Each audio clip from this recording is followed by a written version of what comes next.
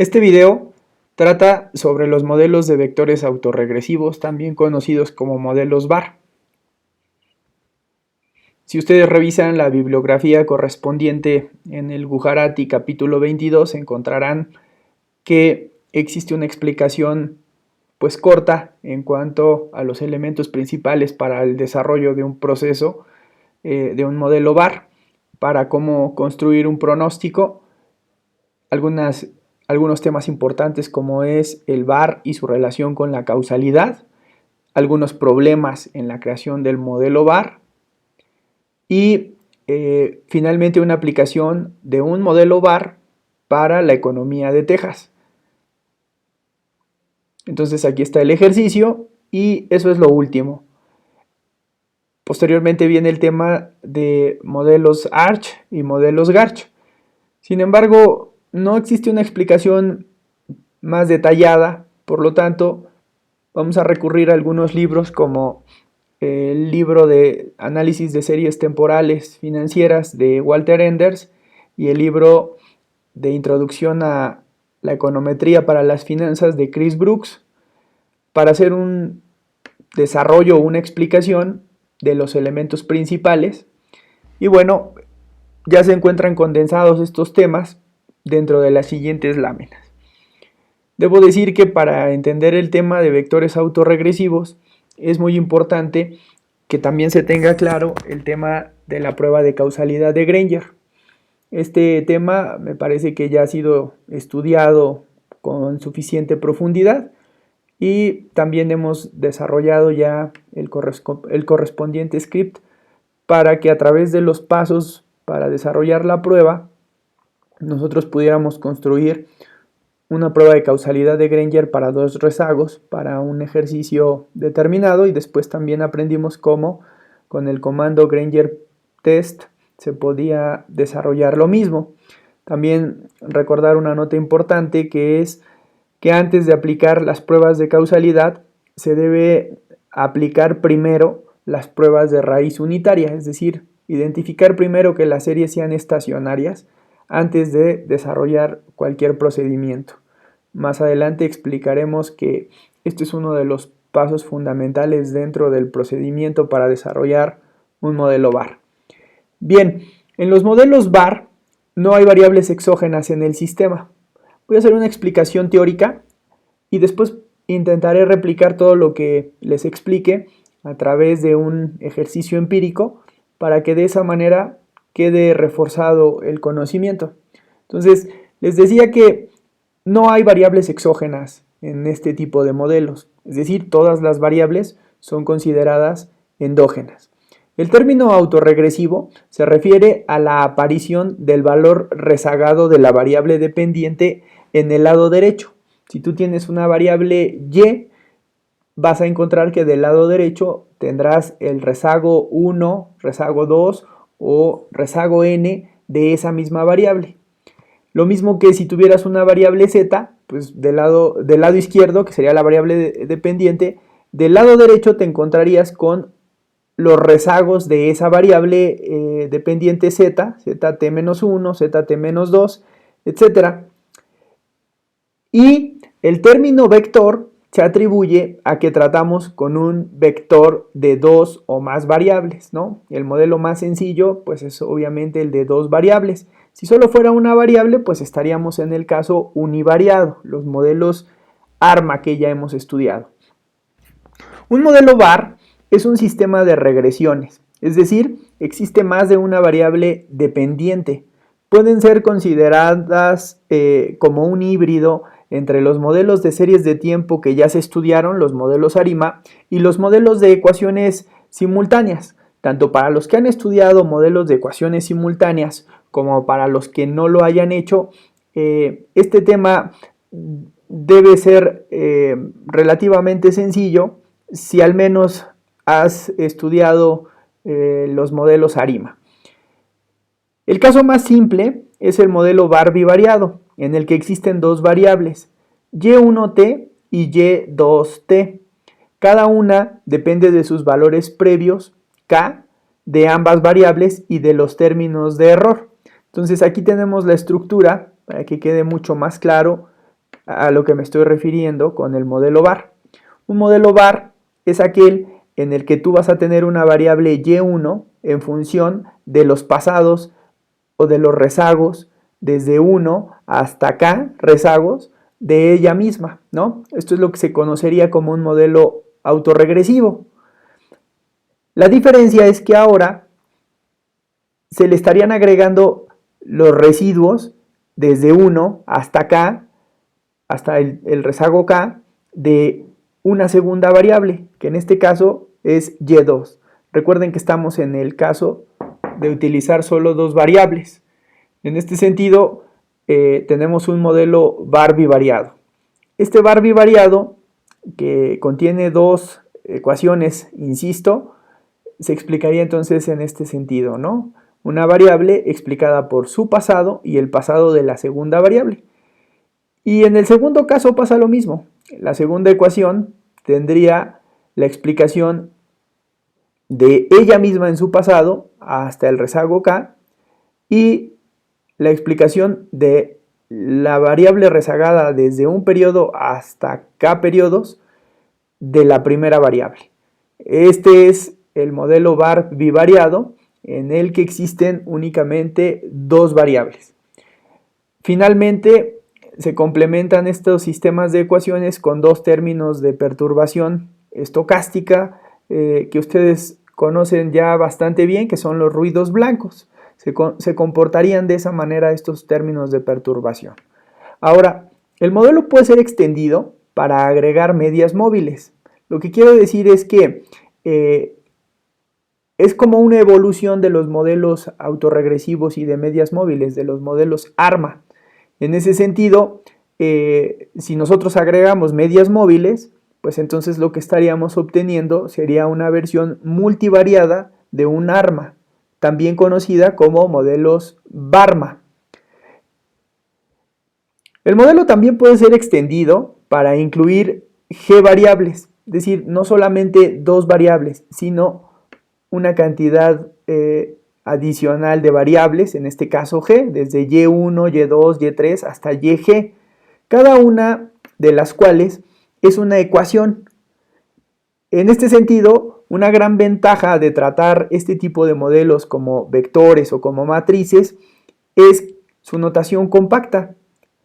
Por ejemplo, vamos a considerar el caso antes analizado, pero ahora solo con un rezago, con k igual a 1, con lo que cada una de las variables va a depender únicamente de su valor previo. Por ejemplo, y1 solo va a depender de su pasado en un rezago y del pasado en un rezago de la segunda variable. Lo mismo para y2, un rezago de su propia variable y un rezago de la otra variable que acompaña el sistema. En este sentido, podemos también expresarlo de manera vectorial, como lo pueden ver a continuación, ¿no? Aquí tenemos las constantes, acá tenemos las variables y acá tenemos el término de perturbación estocástica. Esto facilita muchísimo el análisis porque también se puede escribir de la siguiente manera, que es como lo van a encontrar generalmente representado. Se puede escribir de forma compacta como yt igual a beta 0 más beta 1 yt menos 1 más un término de perturbación.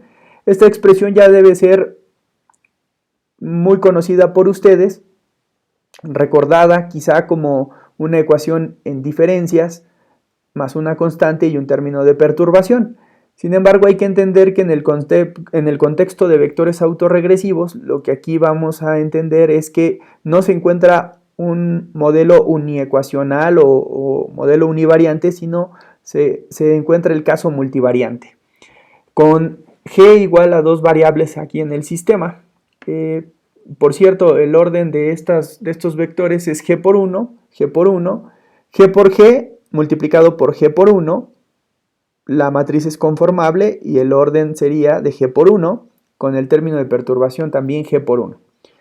Ahora, si se extiende el modelo al caso donde existen k rezagos de cada variable en cada una de las ecuaciones, nosotros podemos ver claramente que este modelo lo puedo ir rezagando en yt-2, en yt-3, hasta llegar a beta k, yt-k.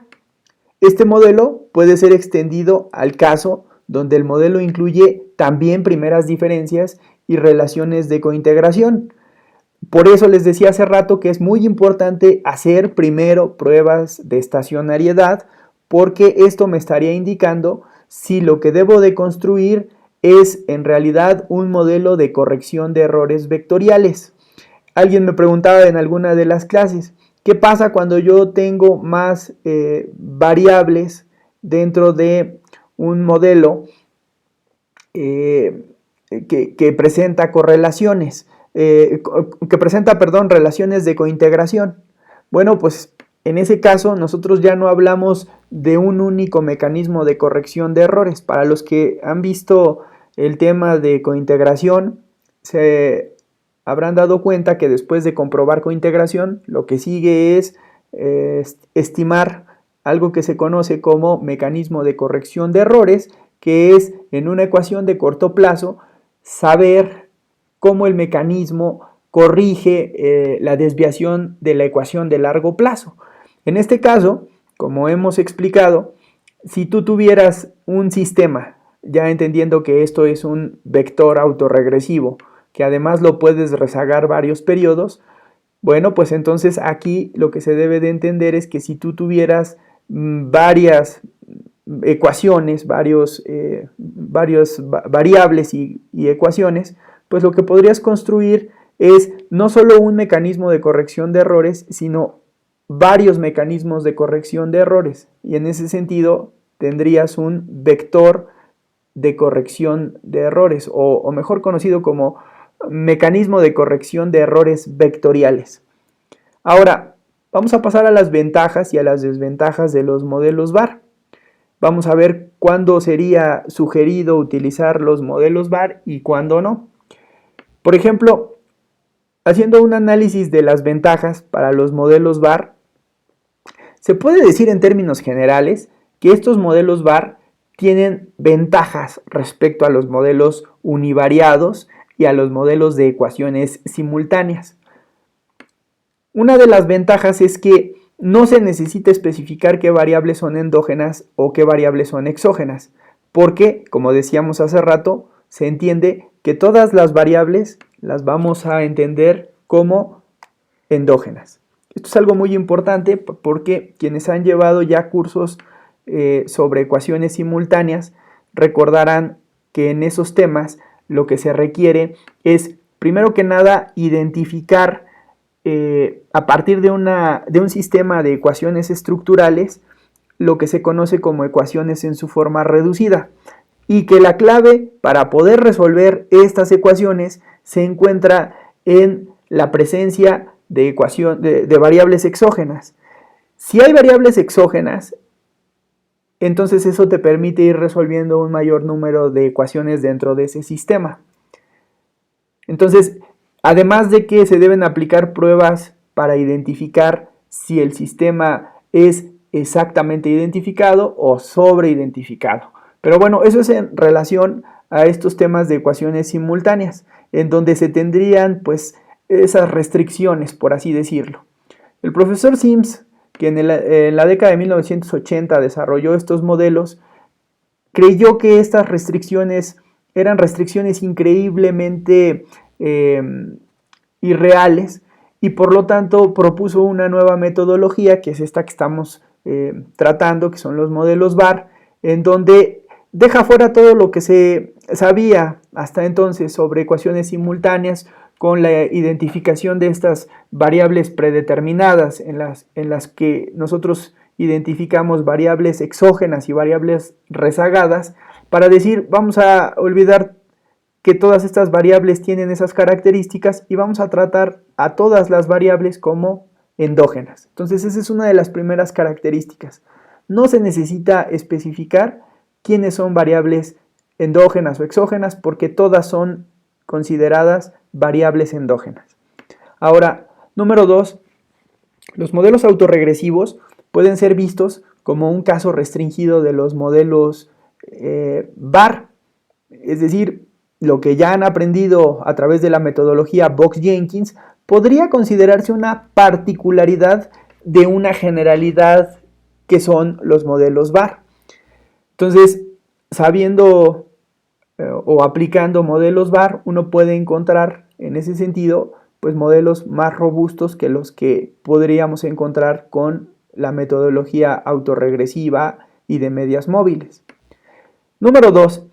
¿Es posible utilizar mínimos cuadrados ordinarios de forma separada en cada ecuación? Acá volvemos otra vez a la técnica tradicional, que es mínimos cuadrados ordinarios, y digo volvemos otra vez porque, repito, quienes han llevado el tema de ecuaciones simultáneas recordarán que en este tema se desarrollan metodologías adicionales como son los mínimos cuadrados indirectos y los mínimos cuadrados en dos etapas.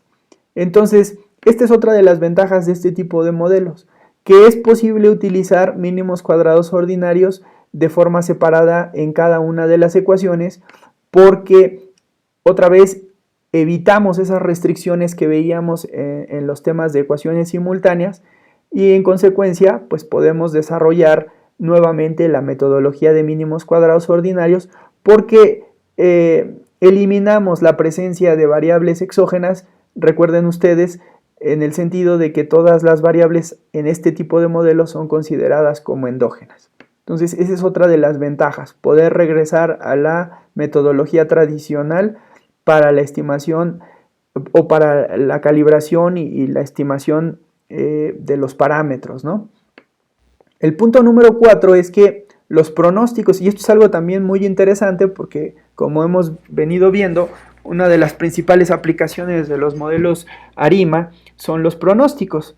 Entonces, en esta ventaja de los modelos VAR, podemos decir que los pronósticos generados por este tipo de modelos VAR, son generalmente mejores que los modelos con estructuras tradicionales, como por ejemplo los modelos ARMA o los modelos de ecuaciones simultáneas. Entonces, por eso es importante dar una revisión exhaustiva de este tipo de modelos, porque, repito, nos estarían proporcionando o proviendo de mejores pronósticos respecto a sus estructuras con las que compiten, que en este caso serían los modelos ARMA y las ecuaciones simultáneas.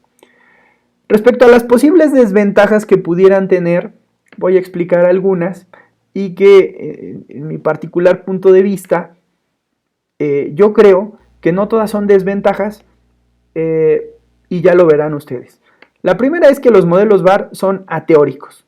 Alguien podría decir que esa es una desventaja, sin embargo existe un número de investigaciones o de investigadores reconocidos a nivel mundial que establecen que esto no necesariamente es una desventaja. Me refiero a que establecen la postura de que se deja hablar a los datos y no es que se deja hablar a la teoría previamente establecida, ¿no? Es decir, los defensores de los modelos VAR establecen que en este tipo de modelos son los datos los que estarían proporcionando la información respecto a las relaciones de causalidad y no necesariamente una teoría previa es la que te tendría que estar diciendo qué variable Y es causada por qué variable X, por ejemplo.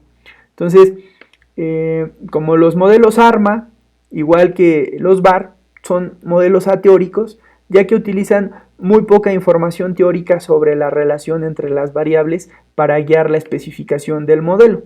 Entonces, no es muy claro cómo se deben interpretar los coeficientes VAR. Esta es una de las posibles desventajas, que al ser modelos ateóricos, que no tienen una teoría que los respalda, pues también puede ser un tanto complicado el interpretar los coeficientes del modelo VAR.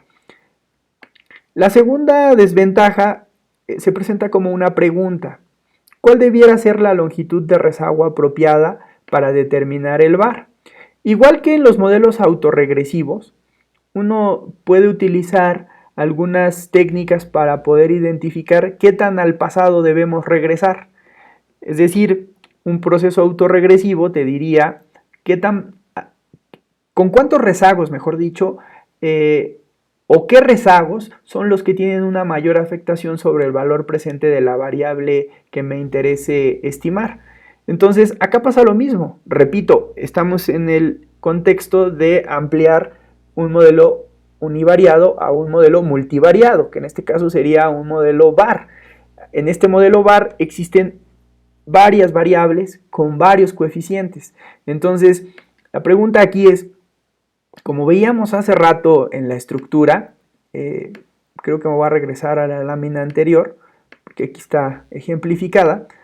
En el primero de los ejercicios veíamos una variable explicada por su pasado y el pasado de la otra variable hasta k rezagos. Luego veíamos otro ejemplo en donde solamente lo restringíamos a un solo rezago. Hemos llegado a este punto en donde la pregunta es ¿y hasta dónde tendría entonces que poner el número de rezagos? Es decir, ¿cuál sería ese número de rezagos óptimo? Entonces, para responder a la pregunta, pues, existen varias técnicas estadísticas, mejor dicho, criterios de información como los que ustedes pues ya estarán pensando. Me refiero a los criterios de información de Akaik, de Schwartz, de Hannan and Quinn y algunos otros que nos permitirían identificar o darnos una idea de cuál debiera ser el rezago que yo debiera utilizar en la implementación de uno de estos modelos. Ahora, como se darán cuenta, al existir varias variables y que de esas varias variables del lado derecho deben aparecer sus correspondientes rezagos, pues entonces otra de las críticas es que al parecer existen muchos parámetros. Es decir, si hay g ecuaciones con k rezagos, a través de esta fórmula que nosotros podemos identificar como g sumada con k por g al cuadrado, podremos darnos cuenta en un ejemplo muy rápido de cuántos parámetros tendríamos y por qué se dice que son muchos. Por ejemplo, si hablamos de g, que repito es el número de variables, y k, que es el número de rezagos que tú le pondrías a cada una de esas variables, pues entonces tendríamos, para el caso en el que yo tuviera 3 variables y de esas 3 variables les aplicara 3 rezagos, yt-1, yt-2, yt-3, luego zt-1, zt-2, zt-3 y por último wt-1, wt-2 y wt-3, pues lo que yo podría estar obteniendo, claro, y también los respectivos rezagos de ellas mismas.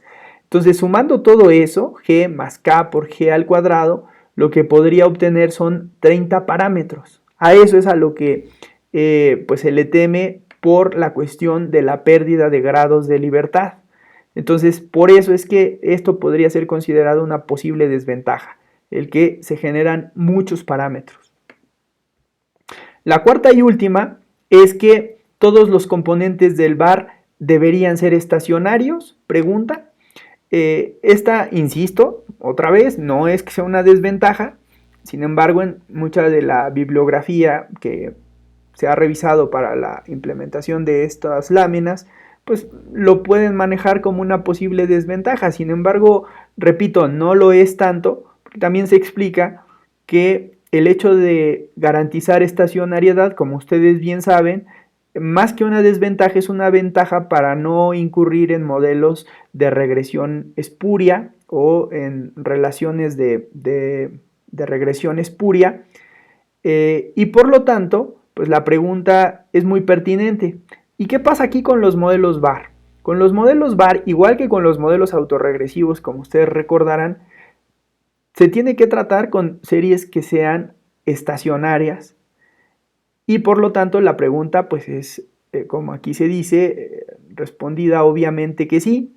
Si se desea utilizar pruebas de hipótesis, esta es la respuesta, vamos. Si se desea utilizar pruebas de hipótesis, ya sea individuales o conjuntas, me refiero por ejemplo a la prueba T para pruebas individuales y conjunta la prueba F, para poder examinar la significancia estadística de tus coeficientes en ese vector, entonces es esencial que todos los componentes del modelo VAR sean estacionarios. Repito, para poder aplicar modelos VAR se necesita garantizar que las variables que se están incluyendo dentro de esa estructura de vectores autorregresivos sean todas estacionarias.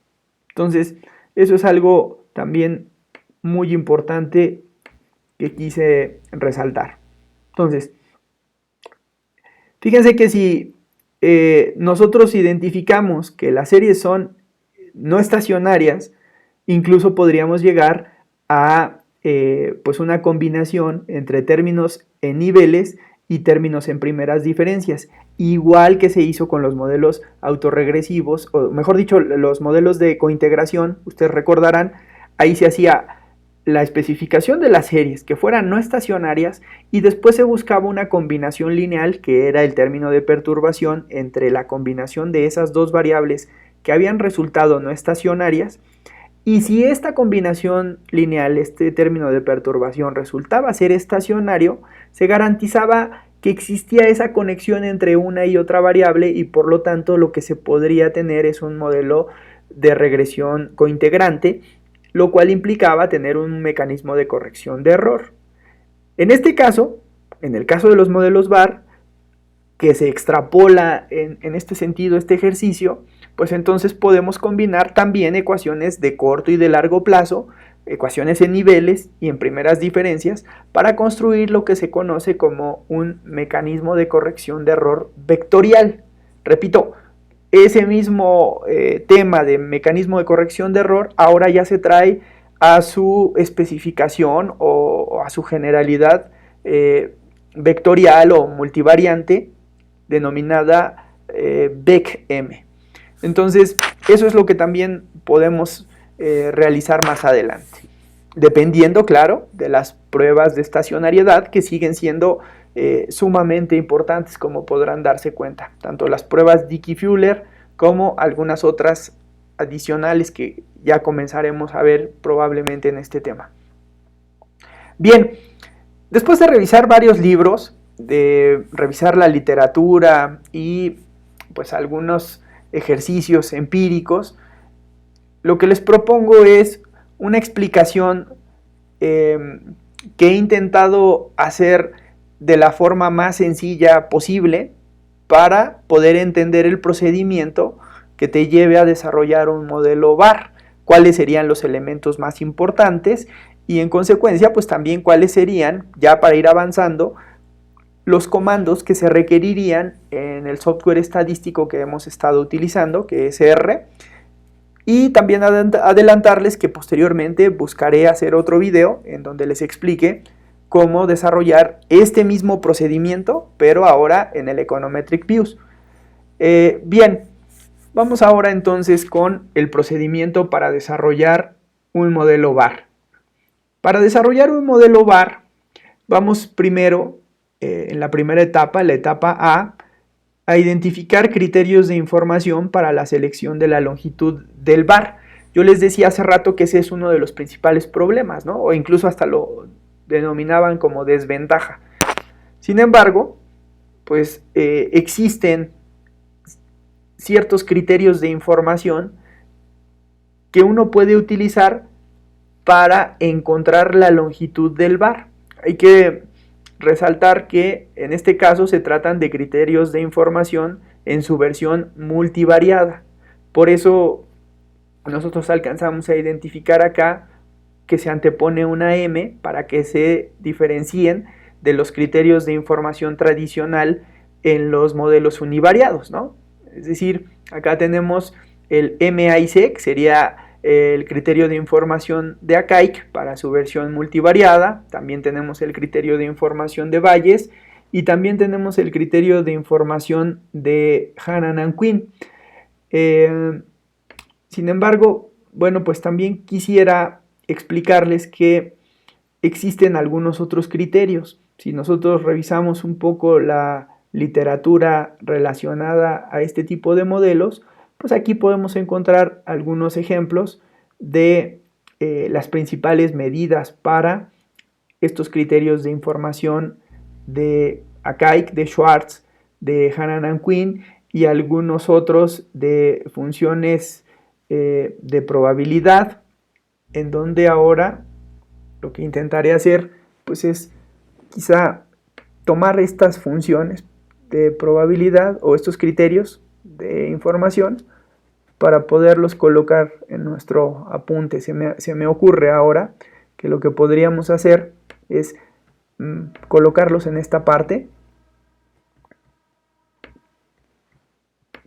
pues para ir complementando nuestro apunte. Entonces, estos serían los principales criterios de información. Y bueno, pues aquí los estaríamos pegando para que si alguien requiere pues, el desarrollo completo, en este caso lo que estoy intentando es hacer un ejercicio, o mejor dicho, una explicación muy práctica, en donde pues el software sea quien se encargue de desarrollar estos criterios. Pero bueno, no está por demás dejar aquí la nota de que a esto nos referimos con estos criterios de información, ¿no? Entonces vamos a dejarlos nada más aquí un poco más pequeños y listo. A estos criterios son a los que me refiero. Bien, una vez que hemos identificado pues la longitud, adicionalmente al modelo se le deben de aplicar algunas pruebas de diagnóstico, específicamente sobre los residuales. Y aquí volvemos a lo que debieron haber aprendido en análisis de regresión con algunos de las pruebas de diagnóstico más importantes. Aquí les he mencionado pues, un conjunto de ellas que, independientemente del libro de texto que se utilice, prácticamente en todos ellos aparecen estas mismas pruebas. Me refiero a la prueba de correlación serial, es decir, la autocorrelación, existencia o inexistencia de ella. Recuerden ustedes que lo que uno querría es que no existiera autocorrelación o correlación serial. Después tenemos la prueba de heterocedasticidad. Aquí también recordar que lo ideal sería encontrar evidencia en favor de la homocedasticidad y no de la heterocedasticidad. Después tenemos una prueba para normalidad. Aquí también ustedes ya saben bastante sobre esto, pruebas Harke-Vera, Shapiro-Test o Shapiro-Wilk, etcétera. Son diferentes pruebas que nos permiten identificar si las perturbaciones se están comportando de manera normal o no. Y la cuarta es una prueba de quiebres estructurales en los residuos. Esto es para saber si en nuestros residuos se encuentran choques o cambios de estructura, los cuales en caso de ser encontrados, pues también requerirían ser modelados. Entonces estos serían las cuatro pruebas diagnóstico para que una vez que has definido la longitud de tu modelo VAR, pues entonces les apliques estas pruebas. Ahora, una debilidad fundamental de los modelos VAR, decíamos hace rato, es su naturaleza ateórica y el gran número de parámetros involucrados, lo que hace que la estimación de los modelos sea difícil de interpretar. En particular, algunas variables rezagadas pueden tener coeficientes que cambien los signos a lo largo de los rezagos. Lo que quiero decir es que si tú construyes un modelo VAR y le dices que haga que ocupe o que utilice 3 rezagos, pero después haces otro modelo en donde le especifiques que lo que va a ocupar son 8 rezagos, en ese intercambio de 3 a 8 rezagos puede ser que los signos presenten cambios, lo cual es una de las principales críticas, ¿no? Porque dicen, bueno, pues se debería de mantener una estabilidad en cuanto a los signos, por lo menos. Entonces, esta es, repito, en particular, alguna de las observaciones principales que le hacen a este tipo de modelos, que es la que se refiere a los signos cambiantes a lo largo de los rezagos, que junto con la interconectividad de las ecuaciones, me refiero a que, como ustedes se darán cuenta, pues hay una interconexión, es decir, una variable está conectada con la otra, y si hablamos de varias variables, pues puede que todas ellas se encuentren conectadas unas con otras. Entonces esto puede generar dificultades para identificar qué efecto de un cambio dado en una variable impacta en el futuro de las variables en el sistema, ¿no? Es decir, cómo es que si están cambiando los signos yo puedo estar seguro de que una variable de veras afecta con signo positivo, con signo negativo a otra de las variables que existen dentro de mi sistema. Entonces, esta es una vicisitud que se presenta y para poder aliviar parcialmente este problema, se han desarrollado 3 conjuntos de estadísticos que también se aplican a el modelo VAR. Entonces, vamos otra vez con el procedimiento, ¿no? O sea, ya identificamos la longitud de los rezagos, hicimos todas las pruebas diagnóstico y enseguida, para no tener esa problemática de saber si los coeficientes o qué coeficientes con qué signo están impactando a una o a varias o a la variable que nos interese dentro del sistema, pues para eso se desarrollan pruebas de significancia en bloque, pruebas de impulso y respuesta y descomposición de varianza. Repito, son 3 de las principales pruebas que inmediatamente a la estimación de tu modelo VAR se deben aplicar para identificar qué tan buena especificación o qué tan mala especificación has logrado con tu modelo de vectores autorregresivos. Entonces, repito, esas pruebas son la prueba de significancia en bloque, que tiene mucho que ver con la prueba de causalidad de Granger, la prueba de impulso y respuesta, que la voy a explicar con un ejercicio algebraico, y la prueba de descomposición de varianza, que ya la voy a explicar dentro del software para que a través del gráfico que genera, pues se pueda hacer un análisis más claro de esta prueba.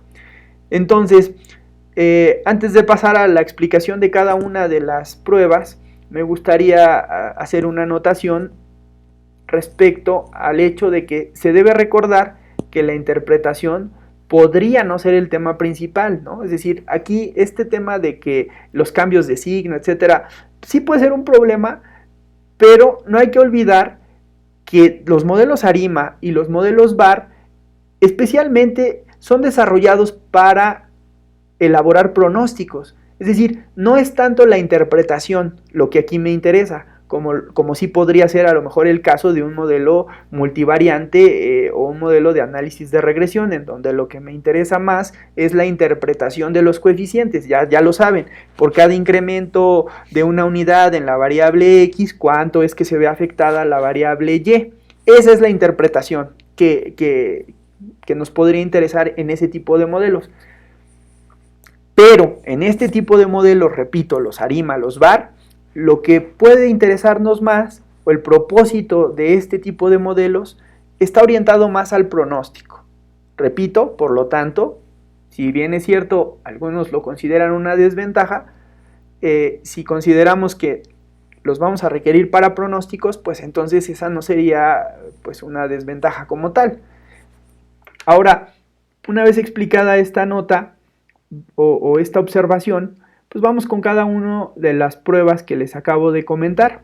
Me refiero a la significancia en bloque.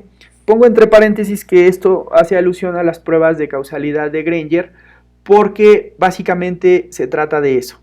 Asumiendo que todas las variables en el modelo, déjenme hacerlo un poco más grande, asumiendo que todas las variables en el modelo VAR son estacionarias, fíjense, otra vez volvemos a lo que se dijo desde las primeras láminas, ¿no? Acá, en esta nota. Antes de aplicar pruebas de causalidad, se deben aplicar previamente pruebas de raíz unitaria, es decir, pruebas de estacionariedad. Entonces, regresamos otra vez a este punto en el que se está diciendo exactamente eso. Asumimos que todas las variables en el modelo son estacionarias, es decir, aquí ya hay un procedimiento que debemos entender, se debe realizar previamente. Entonces, para que no se nos olvide a la hora de construir nuestro script. Las hipótesis conjuntas pueden fácilmente ser probadas a través de la F-stat, ya que cada conjunto individual de restricciones involucra parámetros extraídos de una sola ecuación. Aquí la prueba F es la prueba por excelencia, a diferencia de la prueba T, y la razón radica en que en un modelo de vectores autorregresivos lo que tú quieres saber es cómo en conjunto todas estas variables rezagadas explican el presente de la variable. Entonces, como recordará, esta prueba es la base de las pruebas de causalidad.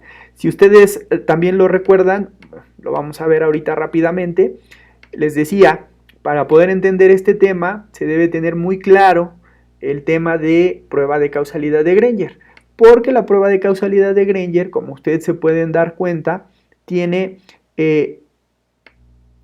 como eje medular la elaboración de una prueba, de un estadístico F, de una prueba F. Entonces, por eso es que regresamos otra vez aquí a establecer lo que comentábamos, ¿no? Que la base de una prueba de causalidad de Granger, pues es una prueba F estadística.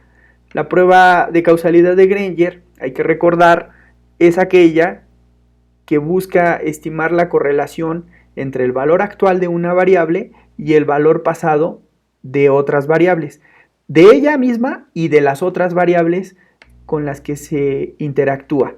Entonces, aquí como una nota también pues alterna es que si nosotros hacemos pruebas de causalidad, para los que han visto el tema de ecuaciones simultáneas, el tema de las pruebas de causalidad va ligado a otro tipo de pruebas conocidas como pruebas de exogeneidad de Hausmann. Esas pruebas de exogeneidad de Hausmann te sirven para identificar si una variable tiene la característica de ser exógena. Ustedes recordarán que ahí existen clasificaciones. Pueden ser exógenas débiles, exógenas fuertes o pueden ser superexógenas. Si esas variables o si esas pruebas nos demuestran que dentro de un fenómeno que quisiéramos explicar que contiene varias variables, una de ellas resulta ser exógena, pues entonces podríamos estar ante un modelo de tipo var X. Es decir, si las pruebas llegaran a mostrar exogeneidad de algunas variables, entonces se podría utilizar el modelo conocido como var X. Y a continuación pues se los explico, nada más como recordatorio. Fíjense ustedes que aquí tendría ya la estructura de un vector autorregresivo, yt igual a 0 más a1 por yt menos 1 más el término de perturbación, pero ahora le estaría agregando una variable o un conjunto de variables. Recuerden que estos son vectores, un conjunto de variables que pudieran tener esa característica que es la de exogeneidad, ¿no? Pero bueno, eso repito, para quienes han llevado ya cursos más avanzados de econometría de series de tiempo, como son los modelos de corrección de, como los modelos de ecuaciones simultáneas, y que con esas ecuaciones simultáneas viene un tema muy importante, que es el de identificar si las variables son endógenas o predeterminadas. Predeterminadas clasificadas como exógenas y como variables rezagadas. Entonces, si estuvieran en presencia de algo así, podrían utilizar un modelo var X. Bien, cerramos el paréntesis y regresamos a nuestra prueba de causalidad de Granger o significancia en bloque. Esta significancia en bloque es buena, sin embargo, bueno, es adecuado realizarla para saber qué variables están causando unas con otras. Sin embargo, la prueba F, por su construcción, no va a ser capaz de explicarnos el signo de la relación o cuánto es que el tiempo o cuánto tiempo le toma a este efecto hacerse presente. Me refiero a que las variables del lado derecho van a tener repercusión sobre las variables del lado izquierdo, y esas repercusiones a veces toman más tiempo o toman menos tiempo en aparecer respecto a un determinado fenómeno. Entonces, para superar este inconveniente existe una función de impulso-respuesta. Es decir, la prueba de causalidad de Granger nada más me va a decir si existen relaciones de causalidad entre estas variables, que deberían de existir, porque por eso estamos haciendo un modelo de vectores autorregresivos, en donde la idea es que las variables se expliquen entre sí respecto a sus pasados. Entonces, sin embargo, estas pruebas de causalidad no nos van a decir con qué signo, pero para responder a esta otra desventaja tenemos una función de impulso-respuesta. Esta función de impulso-respuesta va a trazar la capacidad de respuesta de las variables dependientes en el var respecto a cada una de las variables. Para cada variable de cada ecuación se aplica un choque unitario al error y se registran los efectos sobre el sistema var a lo largo del tiempo. Si hay g variables en un sistema, por ejemplo, se podrían generar un total de g cuadrada respuestas de impulso. En el ejercicio que les voy a proponer, que es el más sencillo, les pongo dos variables. 2 elevado al cuadrado evidentemente es 4. Eso quiere decir que vamos a obtener 4 funciones de impulso respuesta. Recuérdenlo porque lo vamos a hacer de manera gráfica. En la práctica, el modelo se expresa como un VMA, es decir, un vector de medias móviles. Esto lo vamos a ver de manera gráfica, pero esta es la explicación que hay detrás de esas gráficas. Se están construyendo vectores de medias móviles y ya que el sistema es estable, cuando digo estable me refiero a que debemos garantizar que las series sean estacionarias y además estables, es decir, que converjan, que los choques deberían de disminuir gradualmente y lo voy a demostrar a continuación. Vamos a suponer que tenemos un bar de orden 1. Ese bar de orden 1 va a tener la siguiente explicación. Sería y1t explicado por 0.5 de y1t-1, es decir, su pasado, y 0.3 del pasado de la segunda variable, más un término de perturbación estocástica. Luego, en la segunda variable, lo que tendríamos es un segundo modelo con dos variables. Esas dos variables, que serían y1 rezagado a un periodo y y2 rezagado a otro periodo, pues también tendrían la explicación para este valor actual. Si se dan cuenta, pues aquí tenemos un valor de 0.0, lo hice a propósito para que vean ahorita cuando yo le aplique un impulso, cómo es que esto se va a ver afectado. Entonces vamos a considerar el efecto en el tiempo t012 hasta n de una unidad de choque para y1t en t igual a 0. Esto es como cuando hacíamos los sistemas de ecuaciones, mejor dicho, las ecuaciones en diferencias y utilizábamos el método iterativo para ir viendo cómo se va modificando un impulso a lo largo del tiempo. Si tenemos que el choque en la perturbación solamente se va a dar en la primera ecuación y repito, un choque unitario, es decir, de una unidad y el otro es de 0 unidades, bueno, pues entonces lo que tenemos a continuación es que tu matriz se va a multiplicar por ese choque y al multiplicar la matriz lo que vamos a obtener como resultado es un impulso. Por eso el nombre de función de impulso y respuesta, mejor dicho, ante un impulso de un choque unitario, la respuesta va a ser la mitad de ese choque, 0.05 y 0 en el otro caso. Pero si avanzamos en en t igual a 0, ya pasamos a yt igual a 1, ahora vamos a yt igual a 2.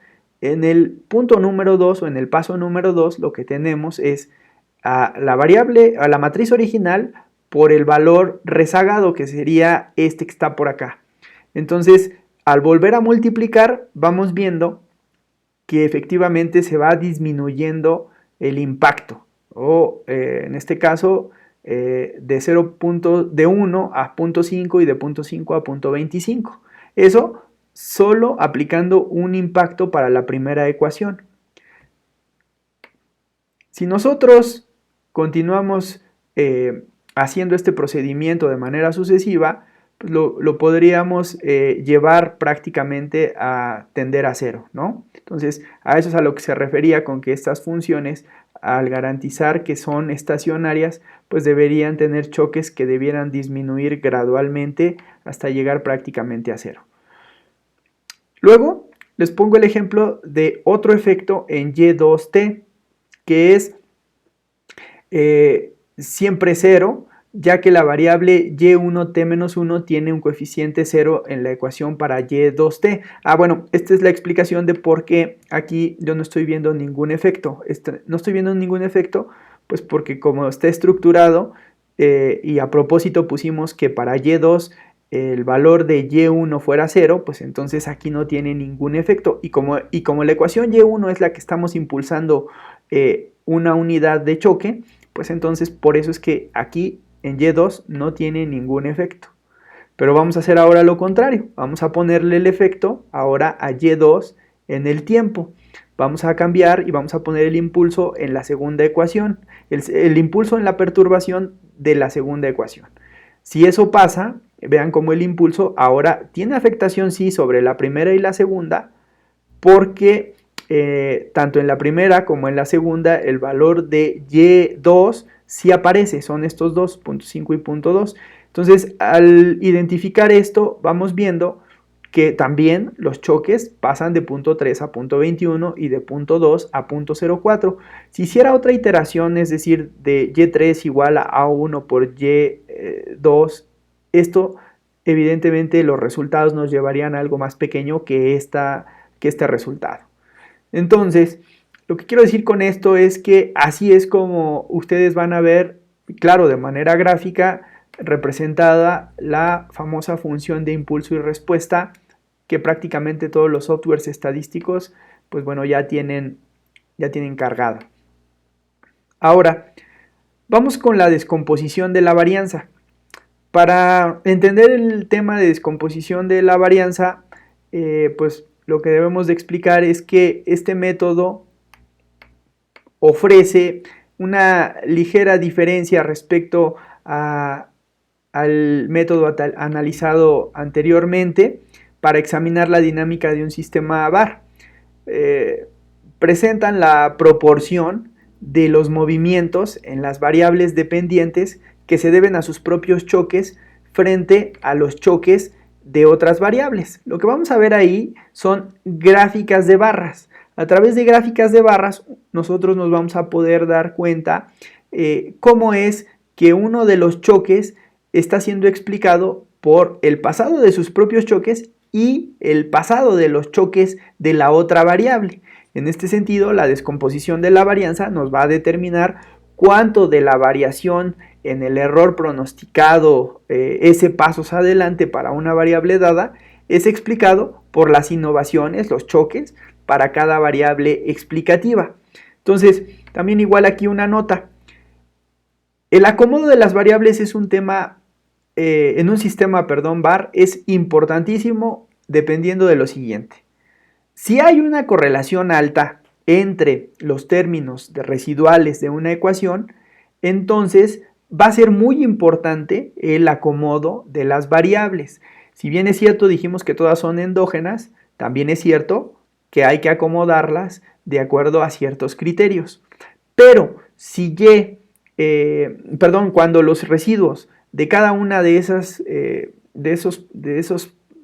estos modelos VAR no están correlacionados, es decir, si nosotros extraemos la matriz de correlaciones y de los residuos y vemos que no están correlacionados, pues entonces ahí el orden no va a ser mayor problema porque hará una muy baja diferencia. Entonces, esto es todo lo que se tiene que saber en cuanto a los modelos VAR para desarrollar el procedimiento completo. Repito, ya para desarrollar el procedimiento completo, pues lo único que se podría decir para sintetizar ya en este video es esto es lo que tendríamos que hacer.